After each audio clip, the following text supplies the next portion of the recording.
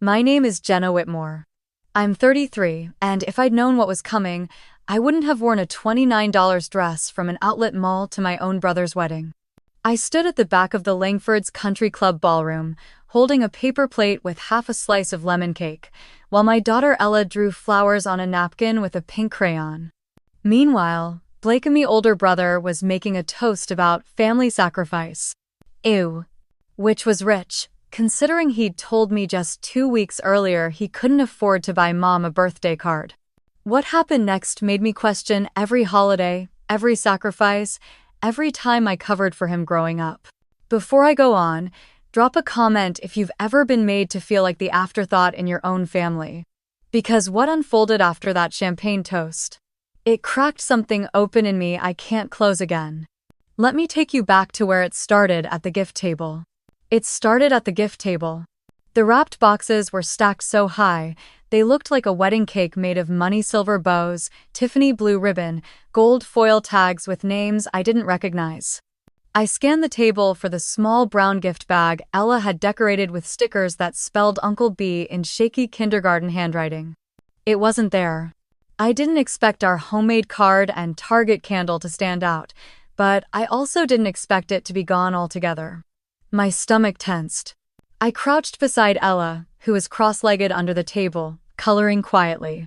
"Sweetheart, did we put Uncle Blake's gift on this table earlier?" I asked softly. She nodded, not looking up. "You said to leave it where the pretty ones go." "Right. The pretty ones." I stood and smoothed my dress navy blue, off the rack, the kind that says, "Don't notice me." I'd worn it to 4 weddings, 3 job interviews, and 1 funeral. It was my catch-all for adulting events where I didn't quite belong. A booming voice echoed from the stage. "And let's raise a glass," Blake said into the mic, flashing that toothpaste, commercial smile he'd had since prom. "To family. Especially those who give, and keep on giving, without expecting anything back." The crowd clapped. I didn't. I felt the breath catch in my chest. Because 2 weeks ago, Blake told me on the phone while I was in the school parking lot waiting for Ella that he was tapped out and couldn't chip in for Mom's birthday dinner. Said he was barely holding on after closing on the new house in Brentwood. Said things were tight. And now he was standing under a chandelier that probably cost more than my car, toasting selfless family while holding a glass of 30-year-old scotch. I made my way to the back of the ballroom, toward the dessert table. Not for cake, I needed distance. I passed people I barely knew, people with names like Chase and Meredith and Skylar, all hugging and laughing and clinking flutes. I picked at the frosting on a lemon square and forced myself to breathe. That's when I heard it. "Blake's such a generous man," said a woman in a coral dress, talking to Blake's new father-in-law. That gift, what an incredible way to start a marriage. Hard to believe he pulled together that kind of capital in a few months, the father-in-law chuckled. "My real estate trust will keep our legacy intact for generations." That's what Blake's investment made possible. Oh, Lee. Was it really a full $1 million? After taxes, yes. The lemon square turned to dust in my mouth. He blinked. Once. Twice. $1 million? I leaned against the corner of the buffet table, gripping the edge until my fingers tingled. That couldn't be right. He'd told me he couldn't afford a $50 dinner for our mother. Told me he was skipping Christmas gifts this year because the new mortgage was crushing him. Oh, and now he was the benefactor of a real estate legacy? I scanned the room again, suddenly hyper-aware of everything: the florals, the live string quartet, the matching embroidered napkins with B+E stitched in gold. I looked down at my own plate, paper. Ella tugged at my sleeve, her voice soft. "Mom, can we go soon? It's loud." I nodded. I wasn't sure I could walk across that room without screaming. "Ladies and gentlemen," Blake's voice came again. "I just want to thank my amazing sister, Jenna, for making the trip and being here today. Even with everything on her plate." A spotlight caught me mid-step, frozen like a deer. "I know life's been challenging for her lately," Blake continued, tone syrupy sweet. "But she still showed up, and that's what family's all about." Scattered applause. I smiled. The tight, "don't" Cry smile I've practiced since I was 16. Ella looked up at me. Why is everyone looking at you? Just keep drawing, baby. I whispered. I felt my face flush as I moved quickly toward the hallway outside the ballroom, heart thudding. I needed to get out of that room. I needed air. Or answers. Or both. As I passed the coat rack, I noticed something small tucked on a bench in the corner. Our gift bag. Unopened. Unlabeled. Forgotten. Just like us. I picked it up and held it to my chest like it was something fragile. It was just a candle. But it was what we could give. And now I knew the truth. He could give $1 million to strangers in matching suits. But not a dime, not a moment, not a shred of dignity to the sister who helped raise him. We left before the cake was cut. I told Ella we needed to beat traffic, even though the ballroom was barely 30 minutes from home. She didn't argue. She just held my hand and skipped a little as we walked through the gravel lot toward the car, the pink crayon she'd been using still tucked behind her ear. I didn't realize how tightly I was gripping the steering wheel until we were halfway down the county road, headlights chasing our reflection in the guardrail. Ella was humming softly, legs swinging. The gift bag, the one they didn't bother placing on the table, sat in the back seat like a ghost no one wanted to talk to. That's how I felt. Like the ghost of a sister they didn't need anymore. By the time we got home, it was almost dark. I parked in front of the duplex, turned off the engine, and just sat there. Ella leaned her head on my arm and whispered, "Uncle Blake didn't hug me goodbye." My throat tightened. I wanted to say he was busy, or maybe he didn't see us leave. But I couldn't lie to her. Not about this. "I noticed that too," I said. She didn't cry. She just nodded, quietly, like she was tucking the moment away somewhere deep where it could sting later. Inside, I microwaved leftover spaghetti while she changed into pajamas. The house smelled faintly of basil and wood polish, familiar things, safe things. I looked around at the living room, the hand-me-down couch from my old roommate, the mismatched bookshelf I'd refinished during spring break, the art prints Ella made at school taped above the television. This was our world. It wasn't much, but it was ours. Still, I couldn't stop hearing Blake's voice from the mic. Even with everything on her plate. What did that mean? That I was some kind of charity case? A walking burden? The truth is, I'd kept a lot on my plate for him. For Mom. For all of them. I paid for Blake's first semester textbooks when Dad passed and the life insurance payout got lost in probate. I watched Ella while Mom had her gallbladder surgery, even though I had strep. I skipped promotions at work because Mark had just left, and Ella needed me home at 5 sharp every night. But nobody toasted to that. They never did. I was still chewing on all of it when my phone buzzed. Mom. On the screen. I didn't answer. She texted a minute later. "Can we talk? Just for a sec?" I waited until Ella fell asleep before calling her back. I figured it was better to get it over with. "Jenna, honey," she said, voice dripping with that church lady softness she used when things were about to get uncomfortable. "I wanted to thank you for coming today. It meant a lot to Blake." "I'm sure," I said, staring at the ceiling. There was a pause. "I just hope you didn't take that toast the wrong way. He didn't mean anything by it." "Right. Because when your son goes on stage and essentially says, 'Thanks for showing up,' even though you're a mess, that's apparently just tradition?" "I didn't take it anyway," I said. "But I did notice our gift wasn't on the table." Another pause. "Oh, well, someone must have moved it. These events can be a bit chaotic, you know." I didn't respond. "And about the thing with the Langfords," she continued. "That's Blake's business, sweetheart. He's starting a new life, and that family has real connections. He needed to." "Mom," I cut in, "he told me he couldn't afford a birthday gift for you last month." Her voice tightened. "You don't know the full picture." "No," I said. "I don't. Because none of you ever tell me the full picture. You just expect me to accept the frame you hand me."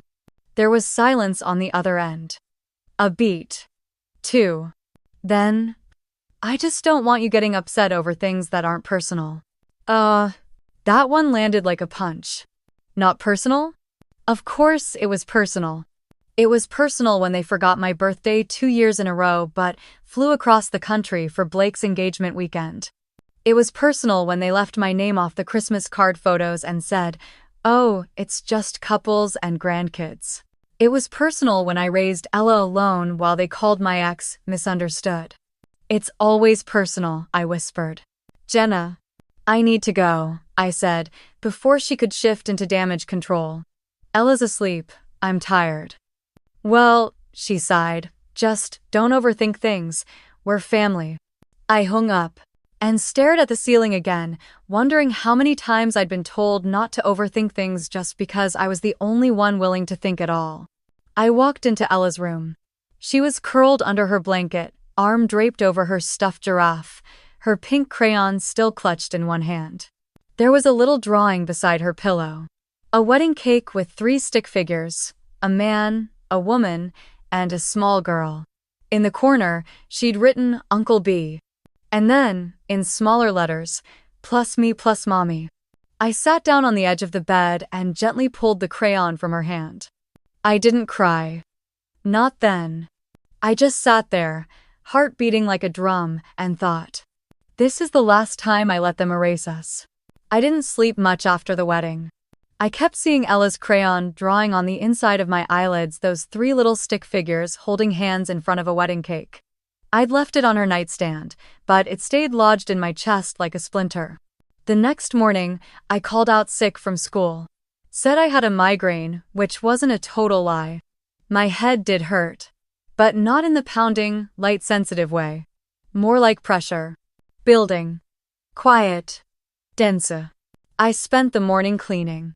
The kind of cleaning that's more about control than dirt baseboards, junk drawer, old receipts. That's when I pulled open the filing bin in the hall closet. The one with all the leftover paperwork from Dad's estate. It had been years since I touched it.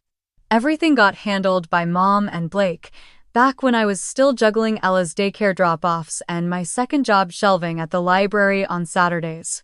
I sat on the floor and started flipping through the old manila folders. Most of it was the usual bills, bank statements, a funeral home receipt with my name misspelled. But then I found a folder labeled in Dad's handwriting. Whitmore Family LLC. I froze. The words felt familiar. Like a name I'd heard at a dinner table but never got to speak myself. Inside were a few documents. One caught my eye right away. A 1099 tax form from 4 years ago. The payer was Whitmore Family Holdings LLC. The recipient? J.K. Whitmore. That's me. I flipped it over. The address was mine too. But the signature at the bottom? Definitely not mine. I felt that sick, heat-in-your-neck kind of feeling. The one you get when something clicks, and suddenly the past isn't just memory, it's evidence. I picked up my phone and called Mom. She answered on the 3rd ring.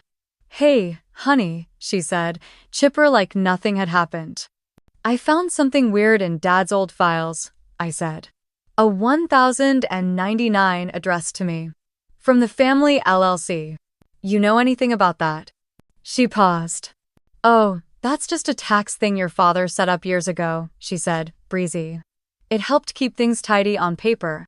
TD how? I asked. She laughed softly, like I was being precious. Honey, it's complicated.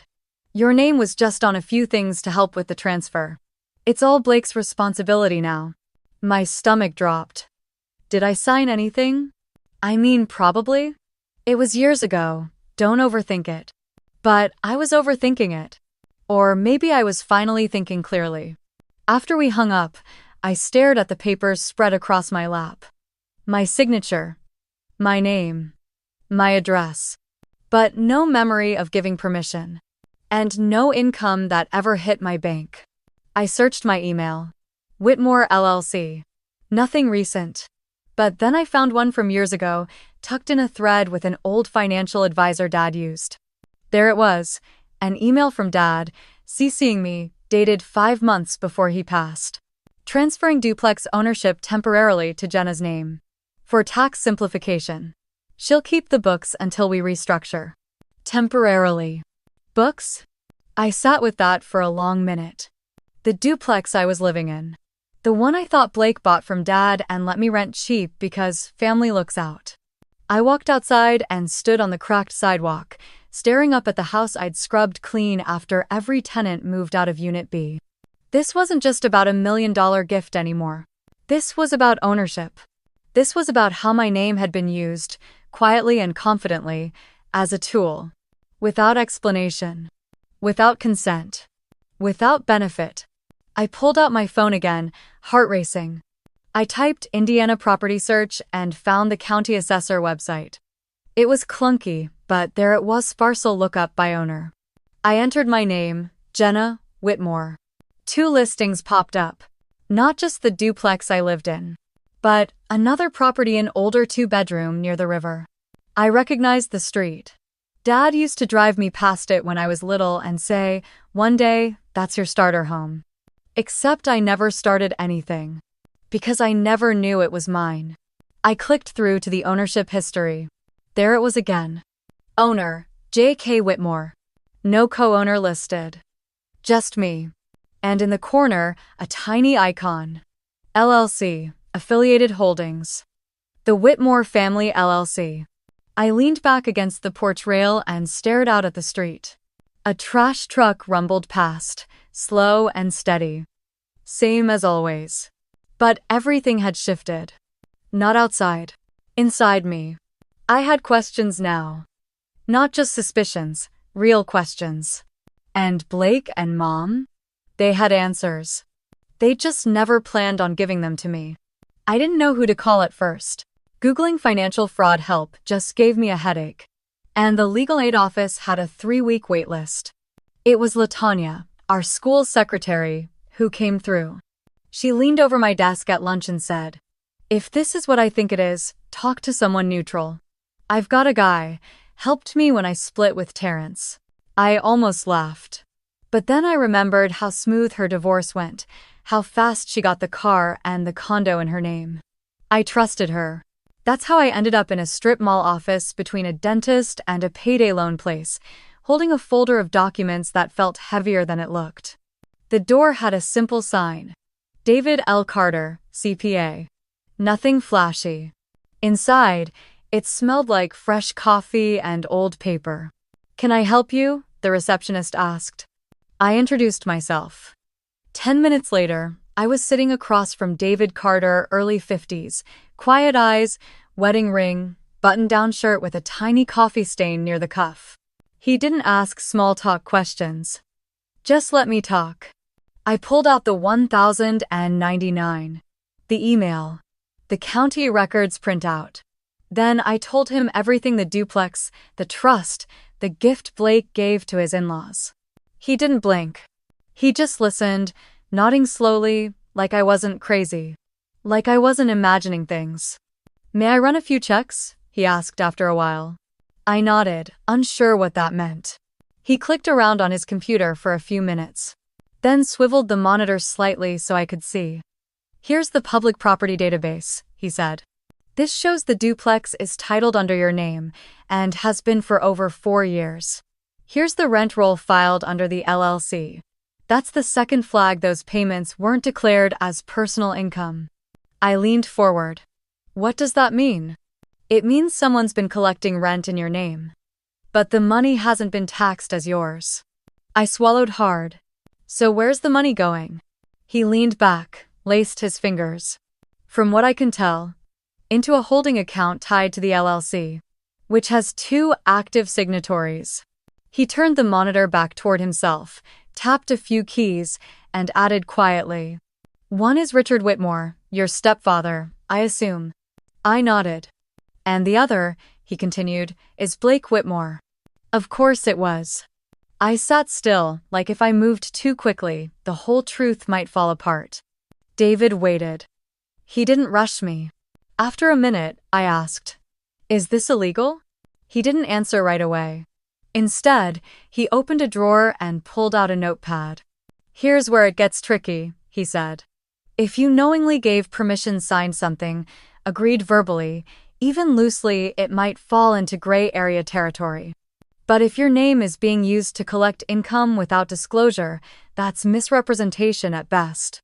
And depending on how the funds were moved? He looked me in the eye. It could rise to civil fraud, maybe even criminal if forgery or deception's involved. My pulse thudded in my ears. I thought about the way Blake laughed off money questions. The way Mom said, "That's just paperwork." The way Rich always acted like I should be grateful for what I had, no matter who gave it. I'd been raised to believe that silence was safety. That if you didn't poke the family bear, you stayed in the circle. But sitting in that quiet office, across from a man who wasn't related to me, who didn't owe me anything and still treated me like I mattered, made something inside me shift. I wasn't crazy. I wasn't dramatic. And I sure as hell wasn't making this up. David jotted down a few things, then slid the pad toward me. "I recommend talking to a lawyer," he said gently. "Start with someone who handles trust abuse or property disputes. This is deeper than just one mistake. This was planned." Oh. I looked down at the pad. 3 names. 1 circled. "And Jenna?" he added, his voice softer now. "Don't tell them you're doing this." "Not yet." I nodded. And that's when I saw it. Taped to the inside of his office door, just behind him, was a photo of a little girl standing on a beach, holding a plastic shovel, grinning at the camera. It wasn't labeled. But I didn't need to ask who she was. I got the sense he did this work not just because he was good at it, but because once, someone like me had needed him to. I didn't want to go to the house. I sat in the car outside for almost 10 minutes, staring at the front porch where Mom's ceramic angels still lined the steps like sentries, the ones I used to trip over as a kid. They were still there. Everything was still there. Except the version of me that used to believe I owed this family my silence. When I finally knocked, the door opened almost immediately. "Blake." He smiled. "Hey, sis. Glad you came." He said it like this was a casual Sunday visit. Like I hadn't found proof he and Rich had been using my name to run money through a company I barely understood. I walked in without hugging him. The living room looked the same. Beige everything. Family photos on the walls. One in particular caught my eye from Blake's college graduation. He stood in the center, cap and gown, arms around Mom and Rich. I was there too. Off to the side. Cropped halfway by the frame. I sat on the edge of the couch. They were already arranged like a panel, Blake in the recliner, Mom on the love seat, Rich leaning on the archway like a foreman inspecting a half-finished job. "So," I said, keeping my voice level, "you know why I'm here." Mom folded her hands in her lap. "We figured you had some questions, sweetheart." "Not questions," I said. "Proof." I found tax documents in Dad's files. Rental income, LLC records. The county site says I own 2 properties, but I've never seen a dime. "Oh." Blake raised his eyebrows like he was surprised. "I didn't realize you were digging through old boxes." I looked at him. "Don't pretend you didn't know." He sighed. "Look, Jenna, this was all set up to protect you. Dad wanted you to have a fallback, but you've always had a hard time managing." "Managing what?" I snapped. "My own finances, my own name." He opened his mouth, but I kept going. "You signed as a fiduciary on my property. You collected rent under my tax ID. You filed LLC income using my name without ever telling me. That's not protection, Blake. That's theft." Mom chimed in quickly. "It's not theft if it's family." My stomach turned. Rich cleared his throat. "You were listed for liability coverage. The LLC needed a passive member to hold title. Nothing shady." "Then why didn't anyone tell me?" I asked. No one answered. I felt a ripple in my chest ridge trying to surface. "You used my name like a pawn," I said. "And when I started asking questions, you acted like I was crazy." Mom leaned forward, trying for that soft, soothing tone that always made me feel smaller. "Sweetheart, you have to understand. You weren't in a position to handle complex financial responsibility. You were raising Ella, working late hours, barely getting by. We were trying to shield you." I blinked at her. "Shield me? Or keep me in the dark?" Another pause. Then Blake shrugged. It worked out fine. You've got a stable home. We paid the taxes. You didn't have to deal with any of it. But I never agreed to that, I said. You had no right. Rich folded his arms. Don't turn this into a legal thing, Jenna. You think courts care about family arrangements? You want to drag everyone into a lawsuit because you're having a moment? That did it. I stood up, heart pounding. This isn't a moment, it's a reckoning. They stared at me like I'd said something in another language. I looked around the room one more time. The beige carpet. The angel figurines. The framed quote above the mantel. Family is everything. And I realized they believed it. As long as they defined what family meant. As long as I stayed quiet and small and grateful. Not anymore. I'm not here to ask for anything, I said. I'm not here to beg or negotiate. I'm here to tell you that what you did was illegal, and I'm not letting it slide. Blake stood. Jenna, come on. No, I said. You don't get to calm me down. You don't get to call me over-emotional. You don't get to hide behind family while taking what doesn't belong to you. Mom looked like she wanted to cry. Maybe she thought tears would make me soften. Maybe once they would have. Not today. I've already talked to someone, I said. There will be more conversations. More people involved. You don't have to like it. But you won't silence me again. Rich muttered something under his breath and walked out of the room. Blake just stared, arms crossed.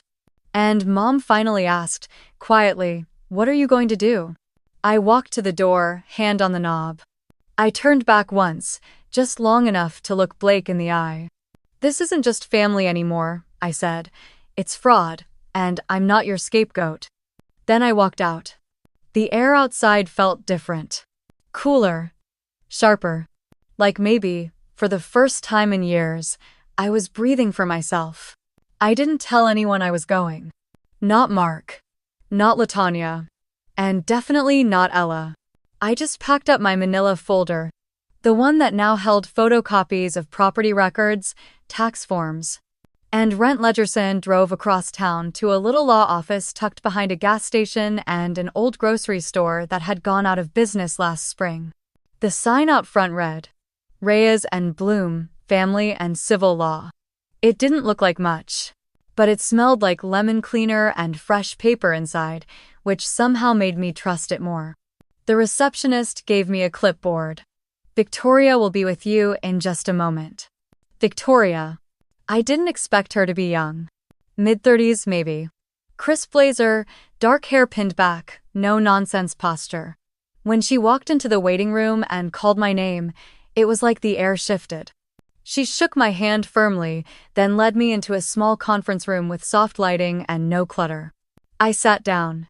My palms were already sweating. I'm Jenna Whitmore, I said, like it was a confession. She nodded, opened a yellow legal pad, and said simply, "Tell me everything." So I did. I told her about the LLC, the duplex, the surprise property I never knew I owned, the rent money I never saw, Blake's signature, Rich's threats, the 1099s, the meeting in Mom's living room. All of it. She didn't interrupt once. When I finished, she folded her hands over the legal pad and asked, "Do you have any of the documents with you?" I slid the manila folder across the table. She flipped through slowly, occasionally raising an eyebrow or underlining something with a mechanical pencil. At one point, she tilted the folder toward the light and held a signature page up close. "Do you remember signing this?" she asked. I leaned forward. It was my name. Neat, curved letters. A version of my signature that looked almost right. But not Kite. "No," I said. "That's not my handwriting. I've never seen that page." She nodded. "That's what I thought." There was a long pause. Then she looked up at me and said calmly, "You have a case." I didn't say anything. I think I forgot how to breathe for a second. "I don't mean just emotionally," she added. "I mean legally. Your name was used to acquire and operate property. Rental income was collected under your tax ID. Signatures may have been forged. You weren't informed, and you weren't compensated. That's fraud. Possibly criminal. I felt heat rush to my cheeks. But it was my family. She didn't flinch. Family doesn't make it legal, she said. In fact, that's what makes it more dangerous.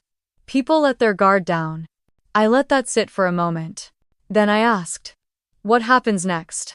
She reached for her pen. "First, we document everything. I'll bring in a forensic handwriting expert. We'll verify the signature discrepancy.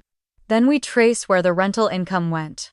If you never received it, and the LLC used your credentials without authority, we move forward." Move forward how? Demand letters. Asset freeze. Civil action. Possibly a criminal referral if the forgery is strong enough. My stomach flipped. It was one thing to confront Blake in Mom's living room. It was another thing entirely to take legal action. Against my own brother. Victoria must have seen it on my face, because she said gently, "This isn't about revenge, it's about boundaries, about recovering what was taken from you, and protecting yourself moving forward." I nodded slowly. Still, the thought of it made my throat tighten. "What if they fight back?" I asked. "They will," she said. "But you're not alone anymore." That line hit harder than I expected. Not alone. For so long, it had felt like I was whispering into a void. Raising my hand in a family that only looked when it was convenient. Now, I had someone in the room who looked directly at me and believed every word. Victoria handed me a business card. "Start gathering anything else you remember. Emails, texts, even voicemails. Anything that shows you weren't informed or involved." I tucked the card into my purse and stood to leave. At the door, I turned back and asked, "Why do you do this kind of work?" She paused, then said simply, "Because women like you deserve to know that being quiet isn't the same thing as being wrong." I swallowed hard. That sentence stayed with me the whole ride home. When I pulled into the driveway, Ella was waiting at the window, holding up a drawing of a castle she made from junk mail and glitter glue. I waved.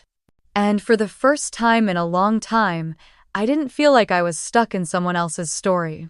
I was finally writing my own. The message came late on a Wednesday. I was grading vocabulary quizzes at the kitchen table while Ella drew constellations on the back of a cereal box. My phone buzzed. Unknown number. I almost ignored it. Then I saw the preview. "Hey Jenna, this is Emily, Blake's wife. I was wondering if we could talk. Just us." I stared at the screen for a solid minute. Mark walked in with 2 mugs of tea and raised an eyebrow. "Everything okay?" I didn't answer right away. It wasn't fear exactly. More like, "What now?" I texted back, "Sure." "Where?" She suggested a little coffee shop on the edge of town. Neutral ground. Not too trendy, not too sad. I chose the booth by the window, where the sunlight hit just enough to feel real but not too bright to make it feel exposed. Emily walked in 5 minutes later, wearing jeans and a soft gray sweater. No makeup, no earrings. Just her. She looked tired. More tired than someone who just got back from a honeymoon should look. "Thanks for meeting me," she said, sliding into the booth across from me. Her voice was low. "Careful." I nodded. "I wasn't sure you'd ever want to talk to me." A beat passed.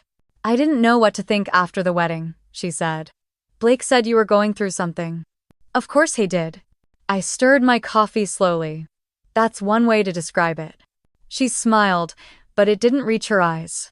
I know now he was lying about a lot of things. That surprised me. He blinked. "You mean, the money?" Emily nodded. "He told me the investment came from his savings and a bonus from work. I only found out about the LLC last week when I was updating our insurance paperwork. My name wasn't on anything, but yours was." My chest tightened. She reached into her purse and pulled out a folded sheet of printer paper. I printed some texts. "I know it's not legal proof or anything, but you should see this." She handed me the paper. It was a text thread between Blake and Rich. Short, clipped messages. But unmistakable. Rich. "Keep using Jenna's file. She won't dig." Blake. "Already done." She thinks it's just a family trust. Rich. Don't spook her. We need her name until after Langford transfer. Blake. Emily's asking too many questions. Handle Jenna fast. My hand went cold. Emily watched me. I'm sorry. I looked up at her. Why are you showing me this? She hesitated. Because I don't want to be part of it. I don't want to spend my life next to someone who builds success off of silence. There was something in her voice, not just guilt. Resolve. I believed what he told me, she said. That you were fragile. That you weren't interested in the business side of things. That you'd never even notice. I let out a bitter laugh. He always made me sound like a problem he was kindly managing. She nodded. He does that to everyone. Including me. We sat in silence for a moment. Then I said, quietly, he's been using me for years, and Mom let him, and Rich made it easier. Emily's eyes softened. I don't think Blake sees people. I think he sees roles. And you are the one who'd never fight back. Not anymore. I folded the printout and tucked it into my bag. I've hired a lawyer, I said. Her name's Victoria Reyes. Emily looked down at her coffee. Good. A beat passed. Then she added, I haven't told him I'm here. Another beat. Then, I'm not sure I'm staying. I didn't say anything. Not because I didn't care, but because I knew the kind of quiet that came before a woman made a decision that changed everything. After a while, she reached into her purse again and pulled out a flash drive. There's more, she said. Emails, tax records I copied before I left his office. I don't know what's useful, but if it helps you get what's yours, I want you to have it. I took the flash drive. It was pale blue. Cheap plastic. But it felt like it weighed 100 pounds in my hand. A symbol of how things fall apart and how sometimes someone helps them fall the right way. Before we parted, I asked, why now? Why not just stay out of it? Emily looked at me, eyes steady. Because women like us? We get told our whole lives to be quiet. And when one of us decides not to be anymore, the rest of us have a choice, look away. Or speak up. She stood, zipped her purse, and said, I'm choosing to speak. And just like that, she was gone. But for the first time in this whole nightmare, I didn't feel like I was standing alone. I found Ella in the kitchen, coloring with a broken red crayon and half a glue stick. She was hunched over a cereal box she'd flattened into a canvas, carefully layering scraps of old receipts into what looked like a pair of butterfly wings. What you working on? I asked, setting down my bag. A butterfly city, she said. For the contest I never got to enter. Her voice was matter of fact. No hint of sadness, no guilt. But I felt it anyway. That contest, the local kids' art showcase at the community center, required a $60 supply fee we didn't have last spring. Between overdue utilities and Blake's wedding gift guilt trip, it just slipped away. Ella didn't complain. She just made do with what we had. I watched her fold the edge of a Target receipt into a curved petal shape and tape it beside a hand-drawn skyline. She was doing with tape and trash what most kids needed watercolors and brushes to pull off. You want a snack? I asked. She nodded, eyes still on her work. I opened the pantry and stared into half-empty shelves: generic cereal, ramen, some peanut butter. A familiar ache settled behind my ribs. I grabbed some crackers and sliced cheese, plated them neatly, and brought them to the table like it mattered. Because it did. After a few minutes, Ella looked up. Do you think I could still be in the contest next year? Even if it's just with paper stuff. I nodded, forcing a smile. You can be in anything you want, baby.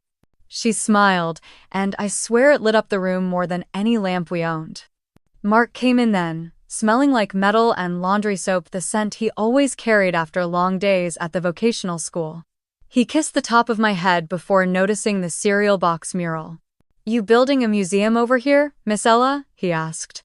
It's a city for butterflies, she said proudly. He grinned and leaned down to admire it. Looks better than downtown. Oh. Ella beamed. And for a minute, everything felt okay. Until I checked the mailbox. There it was. A thick envelope with glossy lettering across the top. Langford, Holloway and Burke Attorneys at Law. My stomach dropped. I opened it right there on the front porch. Inside was a formal letter. Polished legal jargon dressed up like courtesy. Dear Miss Whitmore, it has come to our attention that you have made defamatory statements concerning our client, Mr. Blake Whitmore. I didn't even finish reading. The air turned heavier. My hand shook. It wasn't a lawsuit. Not yet. Just a warning. But the message was clear. Shut up. Sit down. Disappear. I closed the mailbox and looked back through the window. Ella was showing Mark her paper wings. He clapped like she'd just won a blue ribbon. And I thought, number. This ends here. I walked inside and set the envelope on the counter. Mark raised an eyebrow. Bad news? I handed him the letter. He read it quietly, jaw tightening. Then he folded it once, carefully, and dropped it in the trash. Doesn't change anything, he said. And just like that, the panic dulled. He didn't ask me if I was sure. He didn't try to play devil's advocate. Hay trusted May. Later that night, after Ella had gone to bed and the house was quiet except for the hum of the fridge, I pulled out the old pink piggy bank she kept on her shelf. The one labeled Art Camp Fund in glitter pen. She hadn't touched it since spring. I held it in my lap, tracing the letters with my thumb. It held maybe $8. Some change. But it was everything. It was belief, hope, a promise she made to herself. And suddenly, I wanted to make a promise back. I grabbed a sticky note and wrote 3 words. You're still going. I left it beside the piggy bank so she'd see it in the morning. I didn't know how I'd find the money, or how long the legal mess would take. But I knew this. I would not let them scare me quiet. I would not let them steal from her too. Victoria called me just after lunch. I was shelving returned books in the high school library when her name lit up my phone. I stepped into the break room, where the hum of the vending machine was the only sound. She didn't waste time. It's confirmed, she said. The signatures forged. For a second, I couldn't speak. She continued. I had our analyst compare the handwriting across 4 documents. The leasing contract, the LLC filing, the rental account statements. None of them match your legal signature. Whoever signed did it well, but not well enough. I sat down hard on the plastic break room chair. They really thought I'd never look, I said quietly. Victoria didn't answer that. She didn't have to. What now? I asked. We've already started tracing the deposits. Turns out, the LLC account Blake and Rich managed pulled in over $110,000 in rent over the last 3 years. Not one transfer to your personal account, not one disclosure. My hands clenched the edge of the table. All this time, I murmured. And I've been budgeting grocery runs around gas prices. A long silence followed. Then Victoria added, more gently. There's more. The funds were moved again into a real estate holding trust. The same one that funded the Langford's development project. My breath caught. You're telling me. The $1 million gift Blake gave Emily's family came from money earned on properties in your name, she said. Something broke loose inside me. Not sadness. Not shock. Something colder. You okay? She asked. No, I said. But that's probably a good thing. Later that evening, after Ella fell asleep and Mark headed out to pick up overtime hours at the school's HVAC lab, I pulled out the file box I hadn't touched in years. Dad's stuff. Buried beneath condolence cards and faded bank statements was a leather portfolio he used to carry to meetings. Inside, I found a receipt from 2016 for a notary visit. The name stood out: Frank Delaney. I remembered him. An old friend of Dad's, semi-retired CPA. The kind of man who always smelled like pipe tobacco and said things like, paper trails matter. I dug deeper and found an address scribbled on the back of a sticky note. I called Victoria the next morning. I think I know someone who might have witnessed the original ownership transfers, I said. He was close with my dad. If Blake and Rich were doing anything shady before Dad passed, he'd know. Get his contact info, she said. We'll reach out officially. That same night, Victoria emailed me a document summary. Rental account transfers, 2019-2023. Source, Jenna Whitmore Properties. Destination, Langford Trust. Total, $987,450. I read it 3 times. Almost $1 million. Ripped from under me while I clipped grocery coupons and told my daughter we'd save up for things that should have already been hers. I scrolled down. Attached was an itemized ledger. My name listed over and over again. Owner of record. LLC co-founder. Primary beneficiary. Every label. Every lie. I texted Victoria. I want to move forward, all the way. She replied 2 words. We're ready. I looked across the room at Ella's Butterfly City still taped to the fridge. Her little mural of resilience, built from scraps. I walked over and pressed my palm flat against it. Not just to feel the paper, but to remember exactly why I was doing this. Not out of revenge, but so no one could ever tell her that silence was safer than truth. Mark came home late. He found me at the kitchen table, staring at the open file. Everything okay? He asked.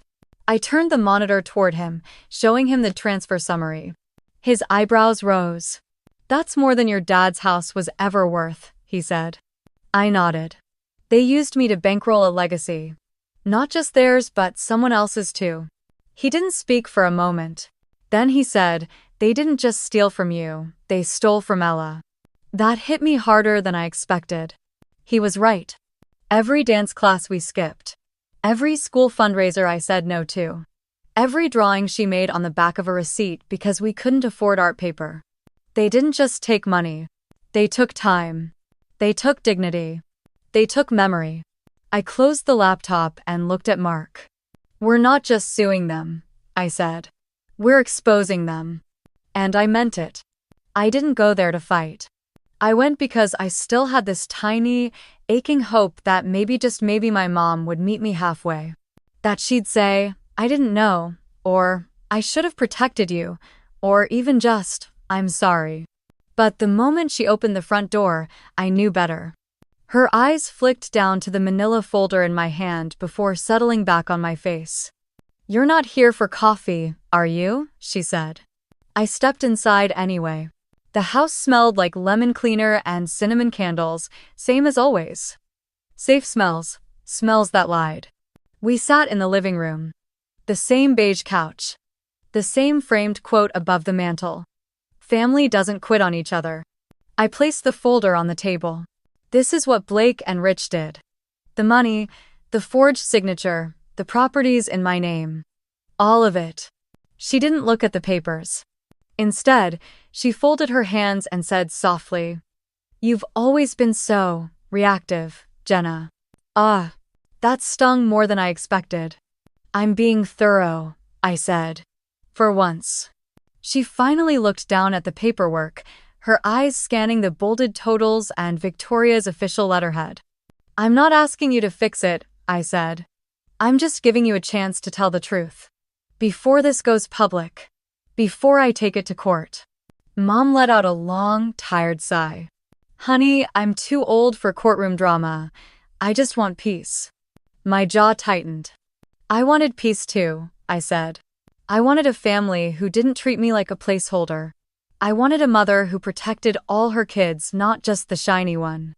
The words hung between us. She smoothed her slacks and gave me that well-practiced look of controlled disappointment.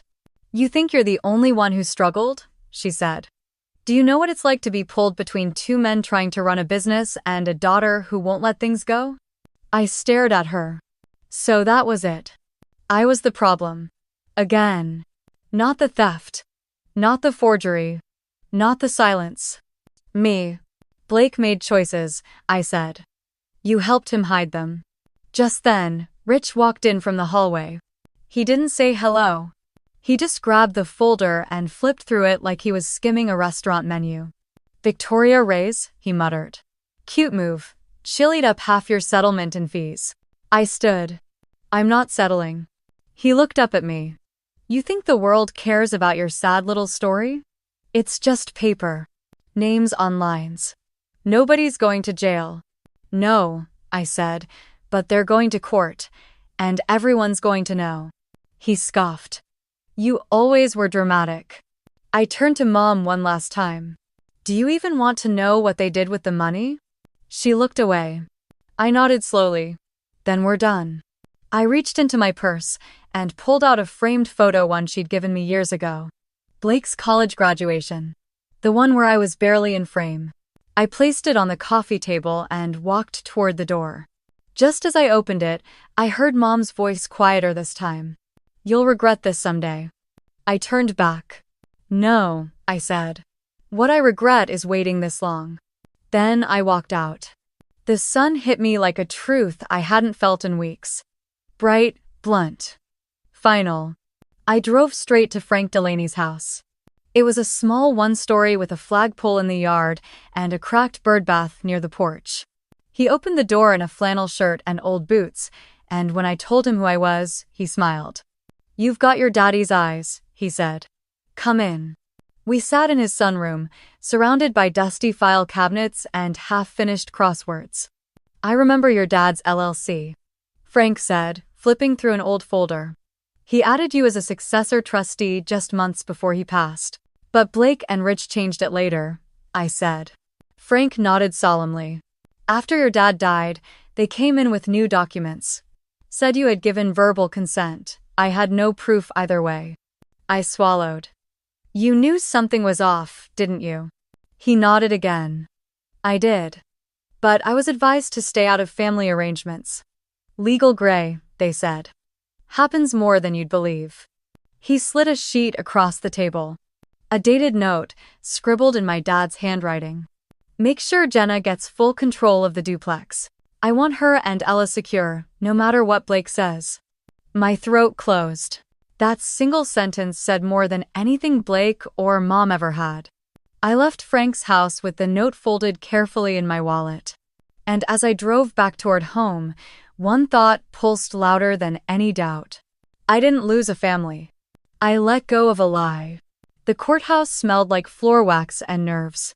I sat on the hallway bench outside the mediation room, clutching a folder tight to my chest.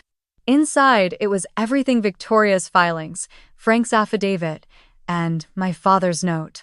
I'd read it so many times, I didn't even need to look at it anymore. Make sure Jenna gets full control of the duplex.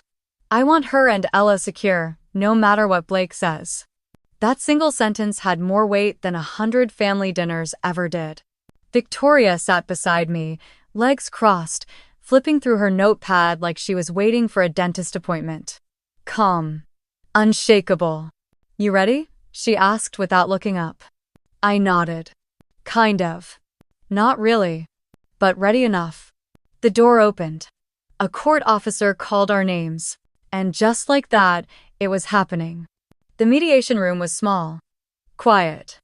No jury box, no audience. Just a long oak table. Neutral walls, and the kind of silence that makes every breath feel too loud.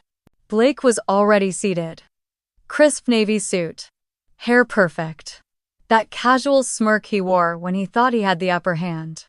Rich sat next to him, flipping through a legal pad like he actually understood what was in it. And Linda. She was in the back. Not seated with them, just there. In a muted green blouse. Hands folded. Not making eye contact. I took the seat across from Blake, laid my folder down, and waited. The mediator, a woman in her 60s with gray curls and kind eyes, opened the session. Today's meeting is an attempt at resolution before formal proceedings begin. Miss Whitmore, your legal counsel may begin. Victoria stood, voice steady. We are here on behalf of Jenna Whitmore regarding unauthorized use of her legal identity, property fraud, and misappropriation of income. The attached evidence outlines over $110,000 collected through LLC channels linked directly to Miss Whitmore's properties without disclosure or consent. Blake didn't flinch, but Rich shifted in his seat. Victoria continued, sliding documents across the table. You'll find notarized proof of ownership under Miss Whitmore's name, bank transfers to the Langford Trust, and a forensic handwriting analysis confirming the signature on multiple contracts was forged. Blake scoffed.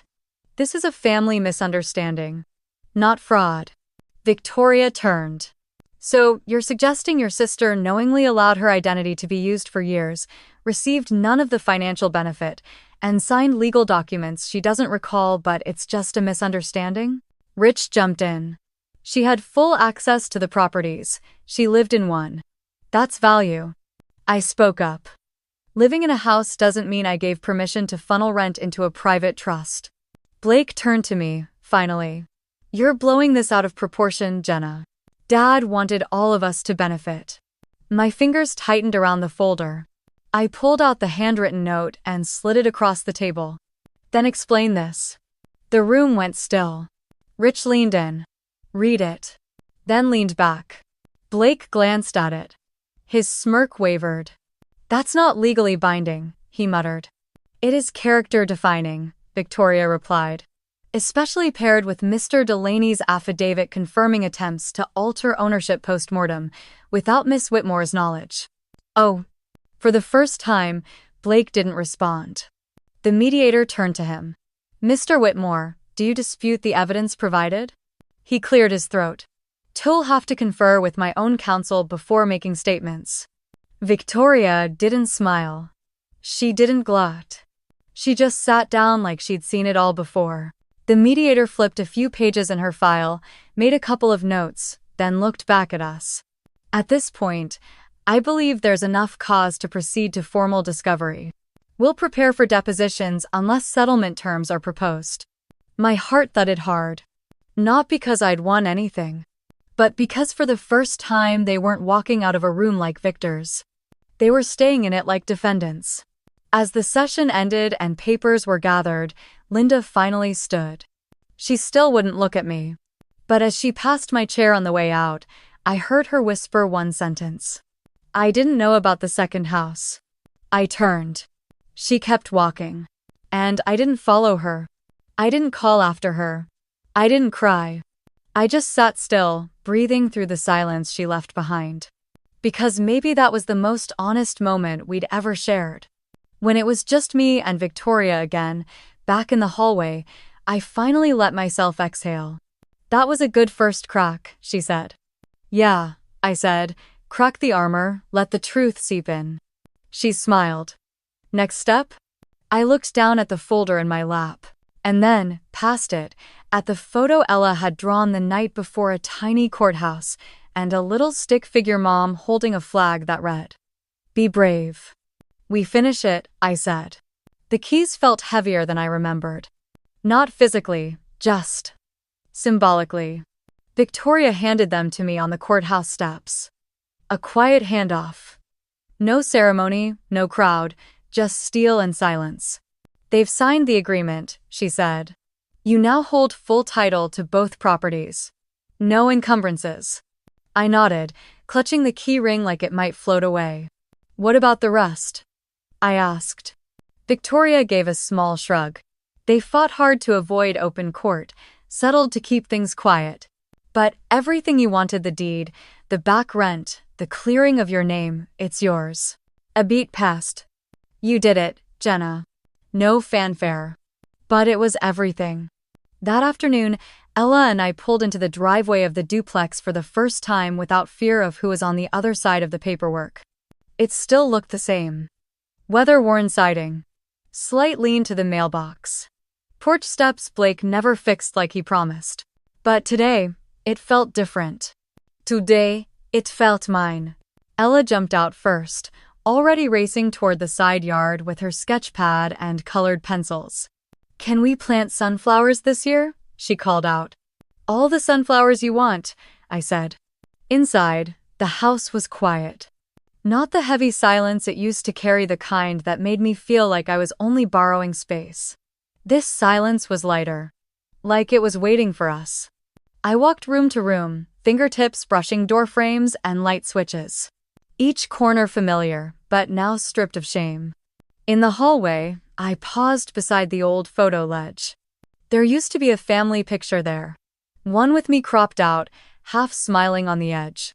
I'd taken it down a while ago, but never replaced it. Now, I pulled something from my bag. Ella's drawing the courthouse, the flag, and the stick figure mom beneath it.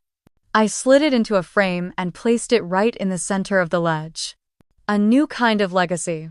Later that week, Emily came by with a small box. She didn't stay long. Just handed it to me on the porch and said, "He won't be needing these." Inside were the old LLC checkbooks, a flash drive, and a business card torn in half. "I'm staying with my sister for now," she added. "Got a job interview in Cincinnati next week. Maybe a fresh start." I wanted to say so much, but all I did was hug her. Sometimes, that's all people need to hear. After she left, I walked back inside and found Ella sitting on the living room floor, surrounded by glue sticks and glitter. "What you working on now?" I asked. She held up a sign. Big block letters. Purple crayon. "Jenna, Ella's house. No jerks allowed." I laughed so hard I nearly cried. She grinned. "It's for the front door." "Perfect," I said. "Hang it up." That night, Mark brought over takeout and a potted fern. "For good luck," he said. He didn't ask about Blake, or Rich, or Linda. He just helped Ella hang string lights in the living room and fixed the back door that always stuck in summer. After dinner, I stepped out onto the porch. The air smelled like fresh paint and coming rain. I looked down at the front step. At the crack in the cement Dad used to trip over, back when he'd bring donuts on Sunday mornings. And for the first time, I didn't wish things had gone differently. I just wished he could see it now. See me now. Still standing. Still his daughter. Still holding this place not as something handed down, but something reclaimed. Behind me, I heard Ella humming. Safe. Loved. Home. I reached for the porch light switch. Flipped it on. And in that small glow, I realized something I never had before. This house wasn't the prize. It was the proof. The proof that no matter how carefully they tried to erase me, I'd made me way back. And this time, I wasn't going anywhere.